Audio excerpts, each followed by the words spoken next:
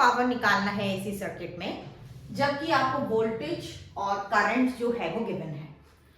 तो पावर का फॉर्मूला होता है वोल्टेज इनटू करंट। हम लोग को जो जो भी वैल्यू दिया है वो हम पहले लिख देते हैं कि voltage V is equal to V not sine omega t and current I is equal to I not sine omega t plus 5।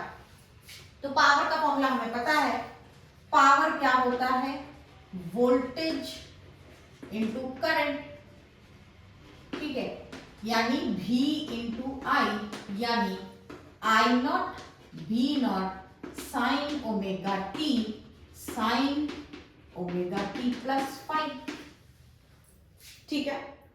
तो पावर हमारा निकल गया। पर क्या ये पावर किसी भी ऑप्शन से मैच हो रहा है, यानी अभी और मेहनत करनी है, अभी हुआ नहीं है आंसर। अब इस वाले पोर्शन को देखेंगे, ये साइन ए साइन बी के जैसा लग रहा है और इसका एक फॉर्मूला होता है 2 sine A sine B is equal to cos A minus B minus cos A plus B. उसी फॉर्म में जरा देखते हैं इसको, साइन ओमेगा टी प्लस 5। मैंने क्या बताया 2 यहां पे होना चाहिए था, वो नहीं है, तो क्या करेंगे हाफ लगा देंगे और उसी चीज को कॉस ए माइनस बी, यहाँ पे ए क्या है ओमेगा टी, ठीक है, ओमेगा टी, और बी क्या है omega t plus 5 minus omega t plus 5, और फिर ए प्लस बी वही cos omega t plus omega t plus 5, ठीक है। अब जब आप ये ब्रैकेट खोलोगे ना तो ये omega T minus omega T cancel हो जाएगा और साथ में एक -5 आएगा। तो वहां पे क्या रूल लगाना है, हमने 11th के मैथमेटिक्स में भी पढ़ा है कि कॉस के साथ अगर अंदर में कोई नेगेटिव साइन होता है थीटा के साथ, तो कॉस उसे डाइजेस्ट कर लेता है, इसीलिए कॉस क्या करता है उसको पॉजिटिव भी बना देगा। तो यहाँ पे ओमेगा टी कैंसिल हो गया और बचा क्या cos 5, यहां पे तो प्लस हो गया आराम से 2 ओमेगा टी प्लस 5, ठीक है, ये आपका आंसर आ गया, ठीक है। अभी भी देखो अगर आप वैल्यू पुट करते हो पावर का, तो ये आपको आ रहा है आई नॉट भी not by 2 cos 5 minus cos 2 omega t plus 5। Answer से मैच हो रहा है क्या? नहीं मैच हो रहा है।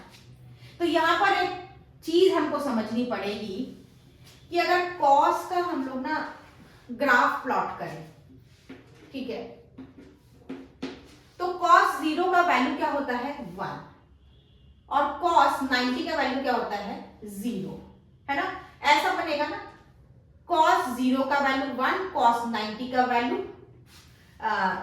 0 और cos 180 का वैल्यू फिर से क्या होता है -1, फिर से cos 270 का वैल्यू क्या हो जाएगा